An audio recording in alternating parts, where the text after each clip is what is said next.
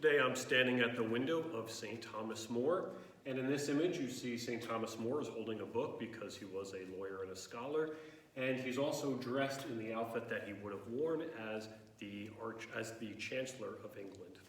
I was happy to do this particular video because out of all the saints we've done in this stained glass window series, he was the one that I was least familiar with, outside of St. Catherine of Genoa, who I knew nothing about until I made that video, and now I'm happy that I know something about our parish patron saint.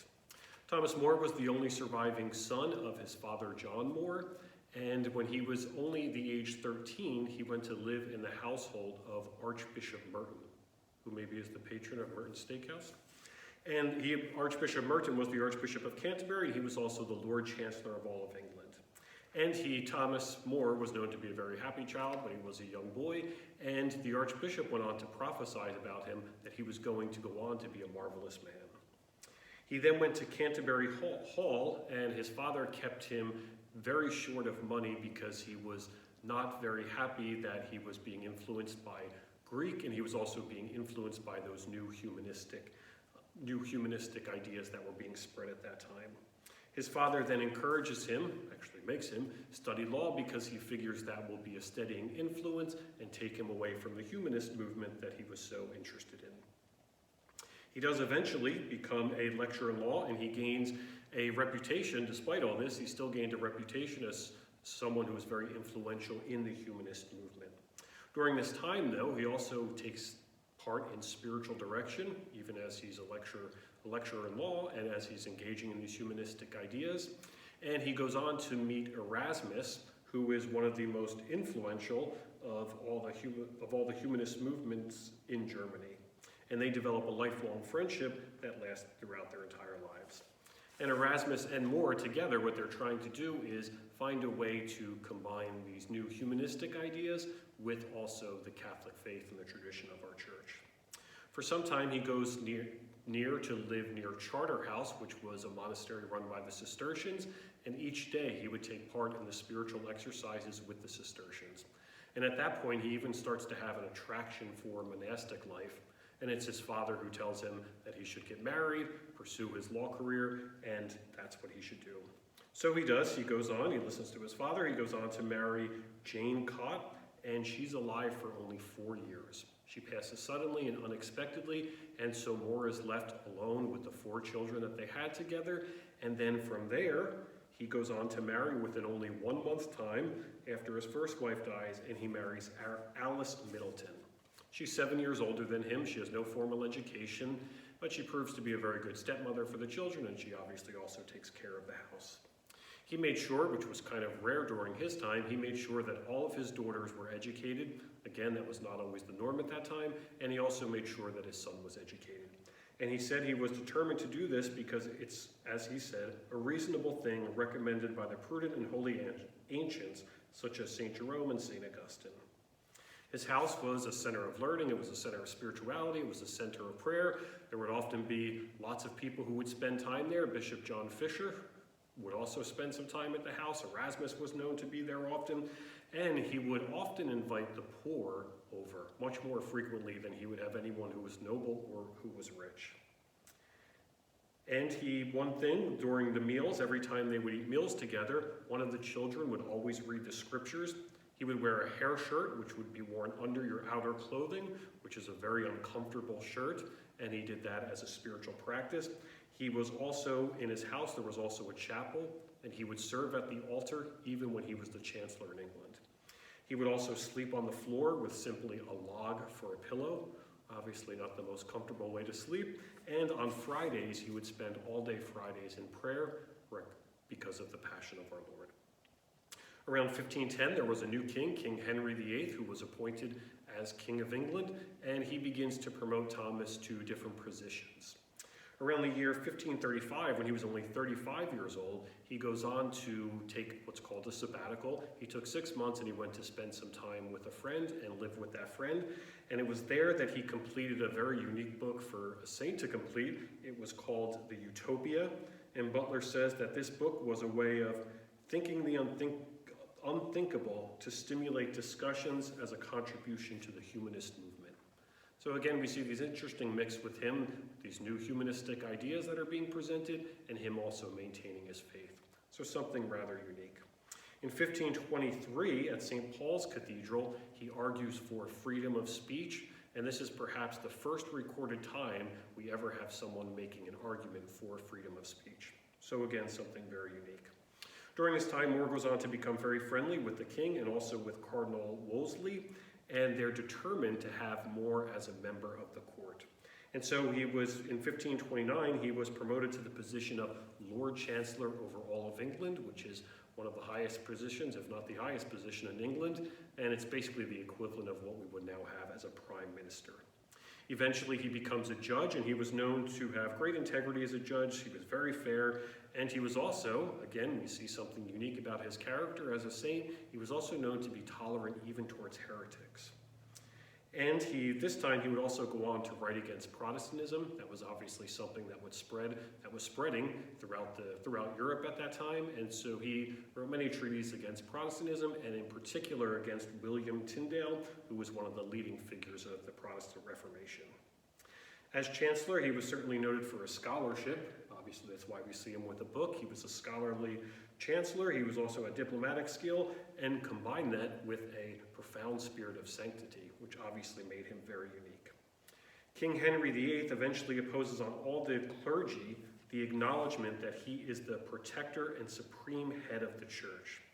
At that time, More is determined to resign, but he is eventually persuaded to stay in his office, and so he does.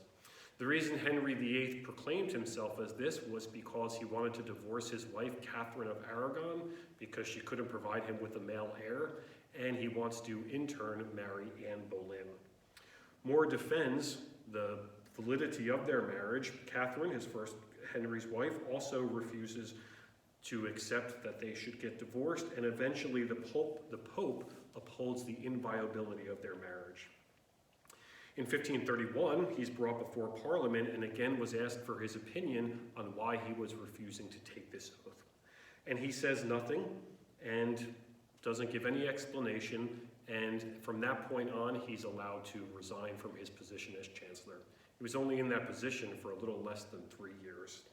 Because of this, his family is reduced to poverty, and he has to basically take care of his poverty, and he even says at this time, despite him being so poor, he says, how can we expect to get to heaven on feather beds?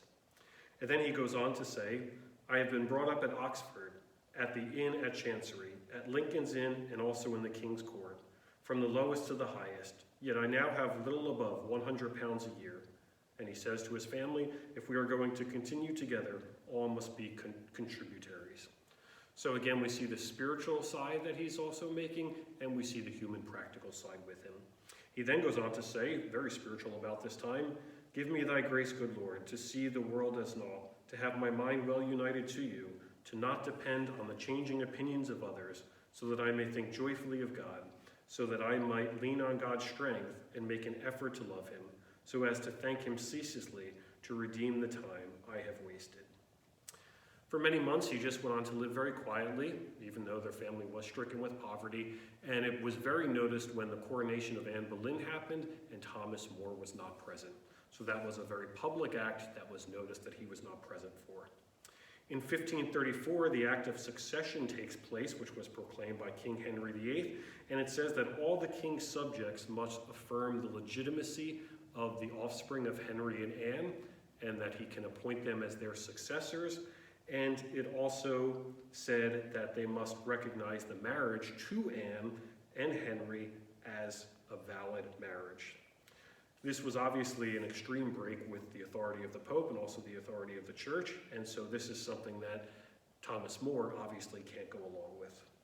Along with Bishop Fisher, he would go on to be summoned to Lambeth to take the oath, and he refused. Again, even though he refused, he still remained silent. He didn't give his opinions as to why he was refusing to take this oath, and he figured that if he said nothing, then he couldn't be convicted of treason. And so he is then he's committed to the custody of the Abbot of Westminster, and again, once he refuses to take the oath, he's then imprisoned in the Tower of London. And he goes there for 15 months, And he's presented, they burn all kinds of clergy, they burn all kinds of bishops, all those who had already taken the oath, trying to persuade Thomas More to take this oath. Again, he refuses. So, and More always says that as others must abide by his conscience, so must he abide by his conscience. And he said, I quote, "Little as I meddle in the conscience of others, I am certain that my conscience belongs to me alone. It is the least a man can do for salvation, to be one with himself." And he would often go on to say, it wasn't that he wasn't taking the oath, it's that in conscience he could not take the oath. And obviously when he was in prison, it was a rather severe time for him. It was cold, he was hungry often, there was vermin all around, and his family would often come in and they would try and convince him to take the oath because they saw how this was affecting him, how it was affecting their family. And he even said to his wife at this time, he said, "Do you really want me to exchange eternity for 20 years? Thomas More would eventually be brought to trial, and he was convicted of treason at Westminster Hall, and he was convicted really because of bribery and also jury tampering. So it wasn't the most honest trial that had ever been taken. And at his trial, he finally does speak, saying that a temporal lord cannot and ought not to be head of spirituality. And then he went on to say to all those who had gathered, many who he had spent much time with in the past, he said, "As St. Paul persecuted St. Stephen, and yet they are now both holy saints in heaven, and shall continue their friends forever. So I trust and shall heartily pray that though your lordships, now here on earth, have been judges of my condemnation, we may yet in heaven meet together in everlasting salvation." A few days later, he would be put to death, and after that, he would also be beheaded. And it was during that time that as he was going to his execution, he put on his best clothes that he possibly had, and he walked to the site of his execution, and he even joked with the guard who was standing there. He said, "I pray you, Master Lieutenant, see me safe up, and as for my coming down, let me shift for myself." And then he gave his famous dying words to all who had gathered to watch him be put to death, and he said, "I die in and for the faith of the Holy Catholic Church. Pray for me in this world, and I shall pray for you in that world. Pray for the king that if it pleases God to send him good counselors, I die the king's true servant, but God's first." He was executed, and eventually he would be beheaded. His head was placed on the Tower of London as a deterrent for anyone else to follow in his footsteps, and his head is only removed from that when he decides to take, when his daughter Margaret begs to have his head removed from there, and she takes it to the Church of St.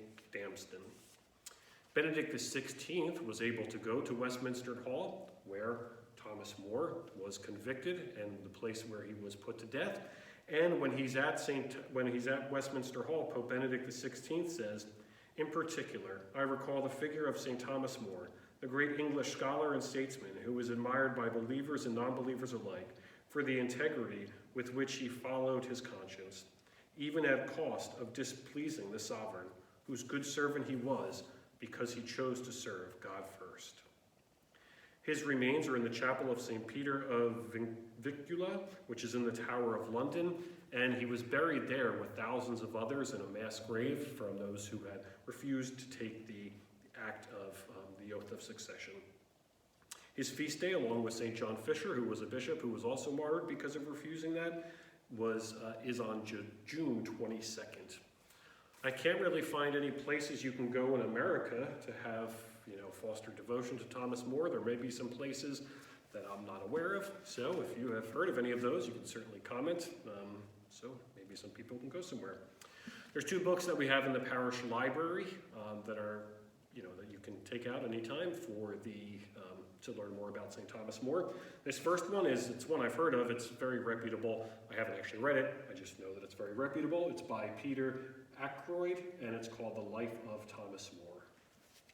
There's this other one which I have never heard of. I'm sure it's written well. It's by John Farrow, and it's called The Story of St. Thomas More. While we're in quarantine, one thing you may want to do, there's an excellent movie on St. Thomas More. It's called A Man for All Seasons. It's very faithful to his life, so you can actually probably stream it on some services, While we're all quarantined in our houses, it might be a spiritual opportunity to get to know Thomas More a little bit. So that's called A Man for All Seasons. There was also a play on that I got to see one time, and that was on Broadway, and it was exceptional also. Pretty sure that's not still going on. So we're just going to close with the prayer that we would pray on the feast day of St. Thomas More, again, which is on June 22nd, and it's also the feast of St. John Fisher. O God, who in martyrdom have brought true faith to its highest expression, graciously grant that strengthened through the intercession of Saints John Fisher and Thomas More, we may confirm by the witness of our life the faith we profess with our lips. Through our Lord Jesus Christ, your Son, who lives and reigns with you in the unity of the Holy Spirit, one God forever and ever. God bless. Thanks for watching. This is the end of our chapel series. So after this, we have 2 stained glass windows that are in the main church. So we'll be doing those next. Thanks for watching. See you soon, St. Catherine's.